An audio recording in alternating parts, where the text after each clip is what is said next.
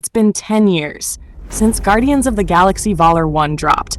And yeah, credit where it's due, it felt fresh. But so did most Marvel movies back then. That's not the point. This was the moment the world met James Gunn's real style, and ever since he's been riding the wave of quirky genius. But was it ever really that deep? We open with Peter Quill watching his mom die. Cue emotion. Classic hook, gets the tears flowing, zero effort, high impact. Cut to adult Peter dancing, headphones on, blasting music while stealing an ancient artifact. Alone. No backup. No recon. Just vibes. It's meant to be fun, but really, he's breaking into ruins for the most dangerous object in the galaxy. And his plan is a mixtape?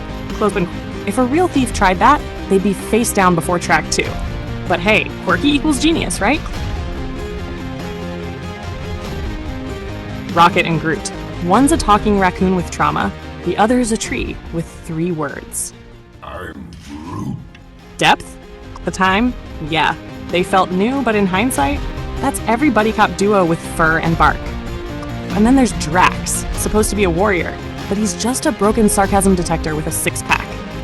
Gamora, Thanos' deadly daughter, gets clowned by Star-Lord in seconds. Instead of snapping his neck, she drop-kicks him and sprints through a crowded city. Stealth missions must not be part of the Titan curriculum. And Rocket, Mr. I've escaped 22 prisons, still dumb enough to pick a bounty fight on a heavily secured planet in broad daylight. Why? Because plot. Because team building. Gunn doesn't write characters, he writes templates. Dumb brute? Drax. Cute animal? Rocket. Grumpy woman with trauma? Gamora. One-liner overload? All of them. He even recycled it for the Suicide Squad, King Shark, Ratcatcher, Polka Dot Man. Same vibes, just bloodier. His films feel different, but when you peel back the neon paint, it's the same skeleton, over and over and over. Now let's talk villains. Ronan the Accuser. Big staff, loud speeches, black paint. But when you give him an Infinity Stone, he still gets beaten in a dance-off. I wish I was joking.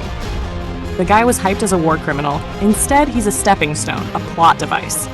And why did Xandar sign a treaty with his people if they couldn't stop him from violating it? Oh, right? Don't ask. Just clap. People say Guardians had heart, but what did it really have? Peter's mom died. Rocket cried once. Groot sacrificed himself and grew back dancing 60 seconds. That's not emotion. That's emotional bait and switch. The movie never sits with its weight. It skips to the punchline. Grief? Cut to baby Groot dancing in a pot. Next scene. Gunn's films are like viral tweets. They feel deep until you read them twice. James Gunn isn't bad. He's just comfortable. He found a lane. Quirky outcasts, vintage soundtracks, sarcastic banter, and now he won't leave it. And somehow that's enough for people to call him a visionary. But real visionaries? They evolve. Gunn? He's still remixing Scooby-Doo with trauma. Even Peacemaker, his most grounded work, suffers from the same issues. It can't let a scene breathe without throwing in a joke. James Gunn is overrated, not because he's talentless, but because we're rewarding repetition. Guardians wasn't revolutionary. It was flashy, loud, and calculated. And that was enough to give him the keys to DC. Let's just hope he doesn't crash that ship too. Is Gunn a genius or just loud with good music taste? You decide. If you liked what you heard, like and subscribe. If you didn't, thanks for making it this far. Maybe someday I'll afford an RX 7900 XT and play actual games, instead of watching James Gunn reskin characters like they're Call of Duty loadouts.